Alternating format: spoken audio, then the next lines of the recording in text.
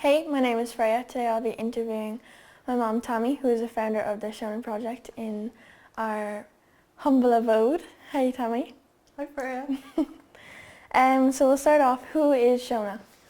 Shona is your aunt and she's my sister, and you actually look quite like her. We are very close in age. She's a year older than me, and when she was the same age as you are now and I was 14, she was diagnosed with a brain injury. So she was sent to lots of doctors, and at the time they gave her about 6 months to live, but she's still with us. She's 42, but she's been in full-time nursing care her whole life. So I went from having a sister who was in the bed right beside me my whole life to suddenly having her not in my life, which was really, really hard for me. And when she was kind of diagnosed with her brain injury, there was a kind of a lot going on there, wasn't there? There was a lot going on at home at the time. My parents were going through a separation, and I knew lots of girls who were going through separations or whose families were going through separations, and they all seemed to feel like everything was okay and, you know, just turn up at school, and they never seemed to be stressed or worried or upset about things. So I kind of felt like, you know, it wasn't normal for me to be as bothered, but actually living in a house where there's lots of arguments and where there's a lot of uncertainty is really, really stressful for anybody who's going through it. How did you kind of feel during that time? Like, what was your main emotions during that time? I really shut off a lot of people out of my life. I didn't trust a lot of people. I lived through a time where people that I loved left for whatever reason, whether it was illness or separation. And I also had a really, really miserable time in school where, you know, I was trying to make friends and struggling to fit in, and you know, was being quite badly bullied at the same time. So I didn't feel like home was safe. I didn't feel like school was safe. I felt like I was just constantly just trying to survive every day, and because of that I didn't really trust anyone for a long, long time, and I got a really bad attitude, and I started acting out and got into trouble at school, started being really cheeky, and You still are. I'm still a bit cheeky. Started being really cheeky, and, you know, because I didn't enjoy school, I gave up on my education, and I used to be a really smart kid who had all these things that I wanted to do and just gave up on them. So, you know, as you know, I ended up living by myself when I was 16. I got my own place, and then I became pregnant with your brother when I was 18. So my life was very different to yours, but I don't remember. I remember feeling really alone, and I remember feeling really angry. And I remember feeling like the only person who's going to be there for me in this life is myself. Did you find yourself looking for kind of support from people, and if so, like, who were the people you kind of went to for that support?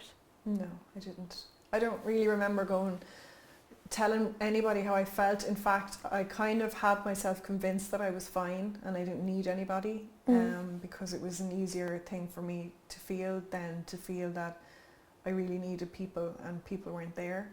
So I wish I had, because especially in school, which I found so difficult, and there was people who were awful to me and I just didn't even try and make friends. But now I know that there's girls in every school who feel alone or who feel lost, and if we could just be more open about that, like, maybe we could support each other through those things.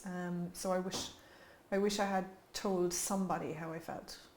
Why did you start the Shona Project? So I used to coach soccer. I used to coach your soccer team, and I started seeing lots of girls playing sport and coming to train at soccer who I could see that they were stressed and lonely and isolated and anxious in the same way that I was. And like I said, I really feel that people should talk about these things more, and I thought, well, why isn't there a platform? Why isn't there somewhere for girls to go and be themselves? Especially girls who feel like they don't fit in. And also, I think as girls as well, we compete with each other a lot, and we think we need to show the world that we're perfect and that, you know, we look a certain way because that's what the world values in us. And I wanted there to be a place, whether it's online or in real life, where girls could celebrate each other and tell their real stories and not to be afraid to do that. So that's why I started the Shona Project. What's your role to play in the Shona Project, and like kind of what things, day-to-day things do you do in your job? So usually I'm on the road a lot. Sometimes you come with me and we go to schools and we do workshops and we do events. So we're now at Shine online, but the year before, we did it in person and we had a huge big event that was really, really loud, and hopefully we can do that too. And we've built an online community as well, where we ask people to come and talk and tell their own stories and to support each other. And what else do we do? Wherever there are girls who are struggling, we'll be there. Why do you think so many kind of teenage girls and girls in general struggle with bad mental health? So I think young people in general are struggling, boys and girls. We work with girls because I used to be a girl and I know how it feels, and I feel like that's where I can make a difference. But I think that as a society, we've set our expectations of each other way too high. I think that we put ourselves and each other under way too much pressure. I think as girls sometimes we feel like we're valued for how we look and not for how we think or how we feel or how we treat other people, which are more important things. And I think we expect too much of ourselves. So I would love to see us just easing up on each other a little bit. And I also noticed from the schools that I go to that there's lots of schools where they're quite stressful because of how the girls treat each other in schools. And I would love that every girl in every school in Ireland would be able to go to school in the morning and feel safe. And I know look forward to going to school. And look forward to seeing the other girls and knowing that she doesn't have to be perfect when she goes to school. And if she's having a hard time at home because she's got issues with her parents or because there's really hard stuff going on, that she can feel safe when she goes to school. And I know that's something you've experienced as well, where you've had hard times in school, and I know how stressful it is because all these things are really important to us, like, you know, being bullied and family drama, but we also care what people think about us, don't we? And Definitely. We care about, like, if we have spots, and we care about if that boy likes us, and like they're all important to us too, you know, because we want to be happy and we want to have fun in our lives, and we deserve to be happy and have fun. So I think I would love to see schools become more of a safe place. What has been your proudest moment in the Shona Project? So when I was a little girl, I used to love reading books. I used to, we didn't have Netflix then, so I used to read books by a writer called Enid Blyton, who used to write about the Secret Seven. Do you remember that? Yeah. And I used to read a lot of Roald Dahl books, and I wanted, when I grew up, to be a writer, and I could see it in my head. I could see myself sitting in a shed with a typewriter and a bucket of coffee and a cat. And then over my teenage years, I went so far away from that. You know, I forgot that I ever even wanted to do that. And in a couple of weeks, my first book is coming out. That's very exciting. Yeah, are you excited? I am excited. And I think it's important for me because it's something that I always wanted to do, but I think it's also important because it's a reminder that you can go so far away from your dreams and you can forget all those things that little girl wanted to do and still come back. And it sounds like a cliche, but like the pathway is not always maybe what you thought it was going to be. But I feel like the more you grow up, the kind of reality kind of hits you, and it tells you can't kind of do the things you wanted to do when you were little as well. And I know there's things that I want to do when I was little, and reality's like, no, you can't do that. Yeah, but you can. You can. And you have done. And you will do again. I will. Yeah. Do you think we would have been friends in school? No. We so wouldn't have. Why? You're way too much of a rebel for me, like, just like...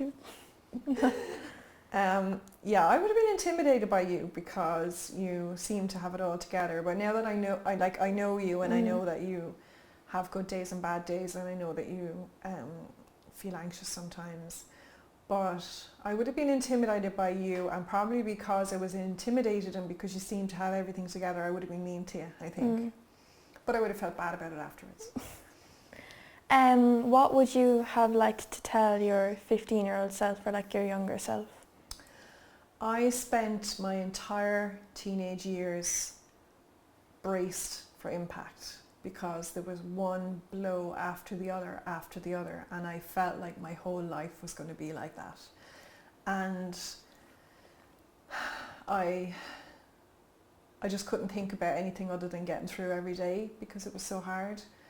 And if I could tell that person anything, I would just tell her that life won't always be like that, and that soon I would meet your dad and I would get married and I would have you guys, and that I would feel happy. But I would also like her to know that because of those hard times, you will be smarter and tougher.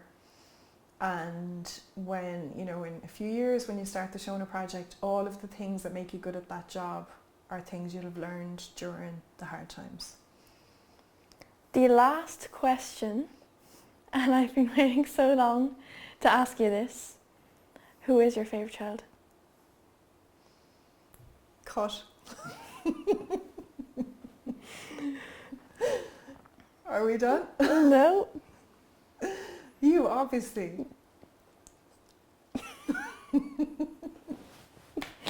Thank you for listening. I hope you enjoyed.